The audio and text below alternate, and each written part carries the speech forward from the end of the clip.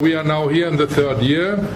Արդեն երրորդ տարին է, ինչ Հայաստանում գործում է Եվրոպական միության դիտորդական առաքելությունը։ Եվրոպական միության առաքելության Հայաստանում գործունեության ծավալումը տեղի ունեցավ այն իրադարձություններից հետո, երբ 2022 թվականի սեպտեմբերին ադրբեջանական կողմը առաջ եկավ դեպի Հայաստանի հիմնական տարածք։ Մեր առաքելությունը ներկայություն ունի Ադրբեջանի եւ Նախիջևանի հետ Հայաստանի սահմանի երկայնքով, չտարածվելով Թուրքիայի, Իրանի կամ Վրաստանի հետ սահմանի վրա։ Մենք պետք է ներդրում ունենանք տարածաշրջանի կայունության գործում, մեղմելով հայ-ադրբեջանական սահմանի լարվածությունը եւ ներկա գտնվելով սահմանային գոտիներում։ Մենք նաեւ այցելություններ ենք ունենում սահմանակից եւ հակամարտությունից տուժած բնակավայրեր։ Բացի այդ, այս ամենով մենք ցանկանում ենք նաեւ ներդրում ունենալ տարածաշրջանում վստահության կառուցման գործում։ Մենք ունենք 6 օպերատիվ շտաբ հարավում Կապան, Գորիս, Ջերմուկ, Մարտունի քաղաքներում եւ 1 Իջևանում, որտեղ էլ մենք հիմա գտնվում ենք։ Մեր գլխամասը տեղակայված է Եղեգնաձորում, ինչն ունի քաղաքական պատճառներ, քանի որ այն չպետք է տեղակայված լինի Երևանում,